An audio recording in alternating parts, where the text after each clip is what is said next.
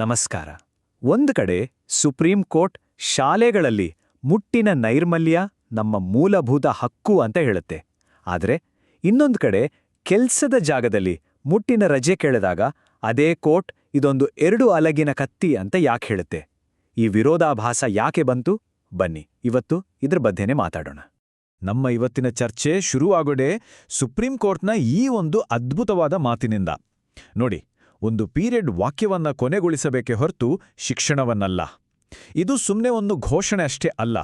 ಮುಟ್ಟಿನ ವಿಷಯವನ್ನ ನ್ಯಾಯಾಲಯ ಎಷ್ಟು ಗಂಭೀರವಾಗಿ ಅಂದ್ರೆ ಆರೋಗ್ಯ ಮತ್ತೆ ಘನತೆಯ ದೃಷ್ಟಿಯಿಂದ ನೋಡ್ತೇವೆ ಅನ್ನೋದಕ್ಕೆ ಇದೊಂದು ಸ್ಪಷ್ಟವಾದ ಸಂಕೇತ. ಇದು ಬಂದಿದ್ದು 2026ರ ಒಂದು ಐತಿಹಾಸಿಕ ತೀರ್ಪಿನಲ್ಲಿ, ಡಾಕ್ಟರ್ ಜಯಾ ಠಾಕೂರ್ ಪ್ರಕರಣ ಅಂತ. ಇದರಲ್ಲಿ ಸುಪ್ರೀಂ ಕೋರ್ಟ್ ಮುಟ್ಟಿನ ನೈರ್ಮಲ್ಯ ಪ್ರತಿಯೊಬ್ಬರ ಮೂಲಭೂತ ಹಕ್ಕು ಅಂತ ಘೋಷಣೆ ಮಾಡ್ತು. ಅಂದ್ರೆ ಶಾಲೆಗಳಲ್ಲಿ ಮುಟ್ಟಿನ ಸಮಾನತೆಗಾಗಿ ನ್ಯಾಯಾಂಗ ಎಷ್ಟು ದೊಡ್ಡ ಹೆಜ್ಜೆ ಇಟ್ಟಿದೆ ಅನ್ನೋದು ಇಲ್ಲಿ ನಮಗೆ ಗೊತ್ತಾಡುತ್ತೆ. ಆದರೆ ಇಲ್ಲೇ ಒಂದು ದೊಡ್ಡ ಪ್ರಶ್ನೆ ಹುಟ್ಕೊಳ್ಳುತ್ತೆ. ಶಾಲೆಗಳಲ್ಲಿ ಕೊಟ್ಟ ಈ ಘನತೆಯ ಹಕ್ಕು ಶಾಲಾ ಕೊಠಡಿಯಿಂದಾಚೆ ಅಂದ್ರೆ ನಮ್ಮೆಲ್ಲರ ಕೆಲ್ಸದ ಜಾಗಕ್ಕೂ ವಿಸ್ತರಣೆ ಆಗತ್ತಾ? ಇದೇ ಇವತ್ತಿನ ನಮ್ಮ ವಿಶ್ಲೇಷಣೆಯ ಕೇಂದ್ರಬಿಂದು. ಸರಿ, ಹಾಗಿದ್ರೆ ಮೊದಲು ಈ ಮುಟ್ಟಿನ ನ್ಯಾಯ ಅನ್ನೋ ಕಾನ್ಸೆಪ್ಟ್ನ ಕಾನೂನು ಮತ್ತು ಸಾಂವಿಧಾನಿಕ ಬೇರುಗಳು ಎಲ್ಲಿದೆ, ನ್ಯಾಯಾಲಯಗಳು ಇದನ್ನ ಹೇಗೆ ಸ್ಥಾಪಿಸಿವೆ ಅಂತ ಅರ್ಥ ಮಾಡ್ಕೊಳ್ಳೋಣ. ಸೊ ಮುಟ್ಟಿನ ನ್ಯಾಯ ಅಂದ್ರೆ ಏನು? ಇದು ಕೇವಲ ಸ್ಯಾನಿಟರಿ ಪ್ಯಾಡ್ಗಳನ್ನು ಕೊಡೋದು ಮಾತ್ರ ಅಲ್ಲ. ಇದೊಂದು ದೊಡ್ಡ ಪರಿಕಲ್ಪನೆ. ಮುಟ್ಟನ್ನ ಸಮಾನತೆ, ಆರೋಗ್ಯ, ಘನತೆ ಮತ್ತು ಸಾಮಾಜಿಕ ನ್ಯಾಯದ ಒಂದು ಭಾಗ ಅಂತ ಒಪ್ಕೊಳ್ಳೋದು. ಇದಕ್ಕೆ ನಮ್ಮ ಕಾನೂನು, ನಮ್ಮ ಪಾಲಿಸಿಗಳು ಅಷ್ಟೇ ಅಲ್ಲ, ನಮ್ಮ ಸಂಸ್ಕೃತಿಯಲ್ಲೂ ಬದಲಾವಣೆಗಳಾಗಬೇಕು. ಡಾಕ್ಟರ್ ಜಯಾ ಠಾಕೂರ್ ಮತ್ತು ಭಾರತ ಸರ್ಕಾರದ ಕೇಸ್ನಲ್ಲಿ ಬಂದ ತೀರ್ಪಿನ ಪ್ರಮುಖ ಅಂಶಗಳನ್ನು ನೋಡೋಣ ಬನ್ನಿ. ಮೊದಲನೇದಾಗಿ, ಮುಟ್ಟಿನ ನೈರ್ಮಲ್ಯಕ್ಕೆ ಬೇಕಾದ ಮೂಲಸೌಕರ್ಯ ನಮ್ಮ ಸಂವಿಧಾನದ ಆರ್ಟಿಕಲ್ 21ನ ಅಡಿಯಲ್ಲಿ ಒಂದು ಫಂಡಮೆಂಟಲ್ ರೈಟ್ ಅಂತ ಹೇಳಿದ್ರು. ಅಷ್ಟೇ ಅಲ್ಲ, 6ರಿಂದ 12ನೇ ತರಗತಿ ಹೆಣ್ಮಕ್ಳಿಗೆ ಉಚಿತ ಸ್ಯಾನಿಟರಿ ಪ್ಯಾಡ್ಗಳನ್ನು ಕೊಡಬೇಕು ಅಂತ ಗ್ಯಾರಂಟಿ ಮಾಡಿದ್ರು. ಸರ್ಕಾರಿ ಅನುದಾನಿತ ಶಾಲೆಗಳಲ್ಲಿ ಹೆಣ್ಮಕ್ಕಳಿಗೆ ಪ್ರತ್ಯೇಕ ಶೌಚಾಲಯ ಕಡ್ಡಾಯ ಮಾಡಿದ್ರು. ಇದೆಲ್ಲ ನೈರ್ಮಲ್ಯ, ನೀರು ಮತ್ತು ವಿಲೇವಾರಿ ಸೌಲಭ್ಯಗಳ ಜೊತೆ ನೇರವಾಗಿ ಲಿಂಕ್ ಮಾಡಿದ್ರು. ಸರಿ, ಶಾಲೆಗಳಲ್ಲಿ ಈ ಮಟ್ಟದ ಬದಲಾವಣೆ ಆದ್ಮೇಲೆ ಈ ಮುಟ್ಟಿನ ಘನತೆ ಅನ್ನೋ ಐಡಿಯಾ ನಿಧಾನವಾಗಿ ಪ್ರೊಫೆಷನಲ್ ಜಾಗಕ್ಕೂ ಕಾಲಿಡೋಕ್ ಶುರುವಾಯಿತು. ಇದು ಬರೀ ಭಾರತದಷ್ಟೇ ಅಲ್ಲ, ಇಡೀ ಪ್ರಪಂಚದಲ್ಲೇ ಈ ಚರ್ಚೆ ಶುರುವಾಯಿತು. ಅದು ಹೇಗೆ ಅಂತ ನೋಡೋಣ. ಭಾರತದಲ್ಲಿ ಪೀರಿಯಡ್ ಲೀವ್ ಅನ್ನೋದು ಏನೂ ಹೊಸ ಅಲ್ಲ. ನಿಮಗೆ ಆಶ್ಚರ್ಯ ಆಗ್ಬೋದು, 1992ರಲ್ಲೇ ಬಿಹಾರ ಸರ್ಕಾರಿ ಮಹಿಳಾ ನೌಕರರಿಗೆ ತಿಂಗಳಿಗೆ 2 ದಿನ ರಜೆ ಕೊಡೋಕೆ ಶುರು ಮಾಡಿತ್ತು. ಆಮೇಲೆ 2018ರಲ್ಲಿ ಪಾರ್ಲಿಮೆಂಟಲ್ಲಿ ಒಂದು ಬಿಲ್ ಬಂತು, ಆದರೆ ಅದು ಪಾಸ್ ಆಗಲಿಲ್ಲ. ಇತ್ತೀಚೆಗೆ ಅಂದರೆ 2023ರಲ್ಲಿ ಕೇರಳದ ಯೂನಿವರ್ಸಿಟಿಗಳಲ್ಲಿ ವಿದ್ಯಾರ್ಥಿನಿಯರಿಗೆ ಮುಟ್ಟಿನ ರಜೆ ಕಡ್ಡಾಯ ಮಾಡಿದ್ರು. ಹಾಗೆ 2025ರಲ್ಲಿ ಕರ್ನಾಟಕ ಸರ್ಕಾರ ಕೂಡ ತಿಂಗಳಿಗೆ 1 ದಿನ ಪೇಯ್ಡ್ ಲೀವ್ ಅಂತ ಆದೇಶ ಹೊರಡಿಸಿತು. ಆದರೆ ಆ ಕೇಸ್ ಇನ್ನೂ ಕೋರ್ಟ್ನಲ್ಲಿದೆ. ಸೊ ಇದೊಂದು ನಿಧಾನ ಆದರೆ ನಿರಂತರವಾದ ಚಳುವಳಿ. ಇನ್ನು ಬೇರೆ ದೇಶಗಳಲ್ಲಿ ಏನಾಗಿದೆ ಅಂತ ನೋಡಿದ್ರೆ, ಜಪಾನಲ್ಲಂತೂ 1947ರಿಂದಲೇ ಈ ಕಾನೂನಿದೆ. ಯೋಚನೆ ಮಾಡಿ, ಇತ್ತೀಚೆಗೆ 2023ರಲ್ಲಿ ಸ್ಪೇನ್ ಸರ್ಕಾರದಿಂದಲೇ ಹಣ ಕೊಟ್ಟು ಪೇಯ್ಡ್ ಮೆನ್ಸ್ಟ್ರುವಲ್ ಲೀವ್ ಕೊಟ್ಟ ಮೊದಲ ಯುರೋಪಿಯನ್ ದೇಶವಾಯಿತು. ಇಂಡೋನೇಷ್ಯಾದಲ್ಲಿ 2 ದಿನ ರಜೆ ಇದೆ. ಜಾಂಬಿಯಾದಲ್ಲಂತೂ ಇದನ್ನ ಮದರ್ಸ್ ಡೇ ಅಂತಾನೆ ಕರೀತಾರೆ.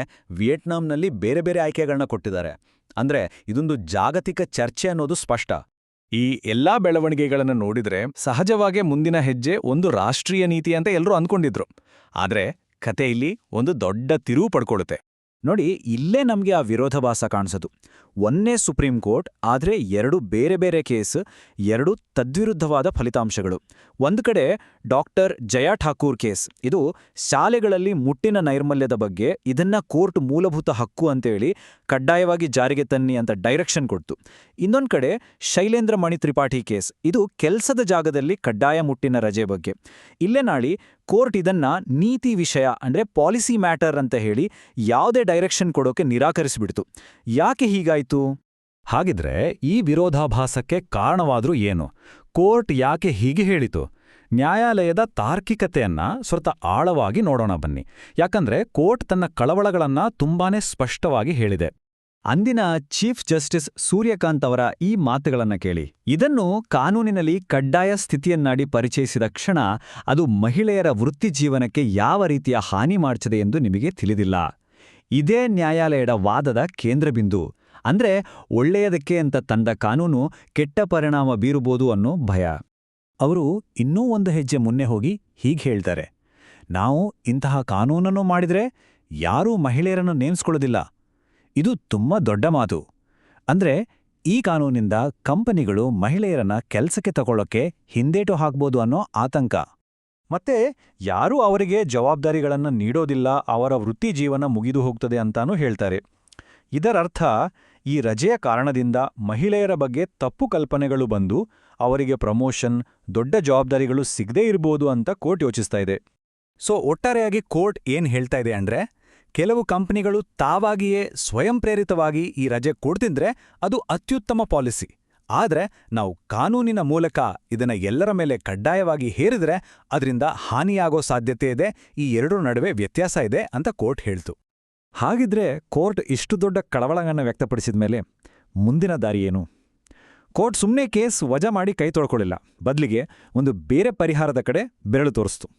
ಸುಪ್ರೀಂ ಕೋರ್ಟ್ ಏನ್ ಮಾಡಿತು ಅಂದ್ರೆ, ಮೊದಲು ಕಡ್ಡಾಯ ರಜೆಗಾಗಿ ಹಾಕಿದ್ದ ಅರ್ಜಿಯನ್ನ ವಿಲೇವಾರಿ ಮಾಡಿತು. ಆಮೇಲೆ ಈ ಇಡೀ ವಿಷಯವನ್ನ ಕೇಂದ್ರ ಸರ್ಕಾರದ ಗಮನಕ್ಕೆ ತಂತು.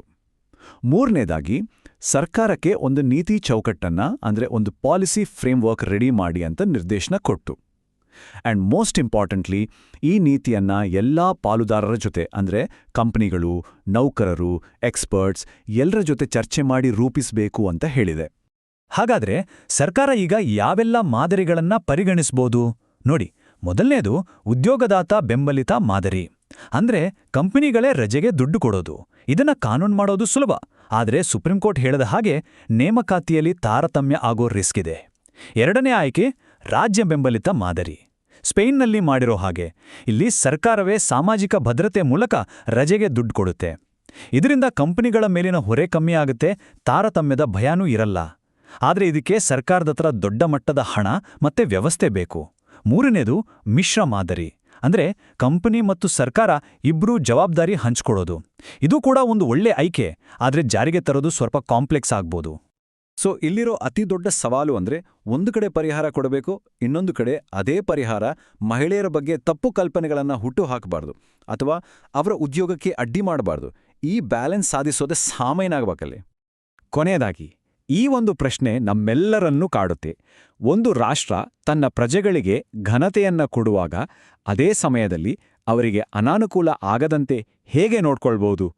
ಇದು ಬರೀ ಮುಟ್ಟಿನ ರಜೆಯ ಪ್ರಶ್ನೆ ಅಲ್ಲ.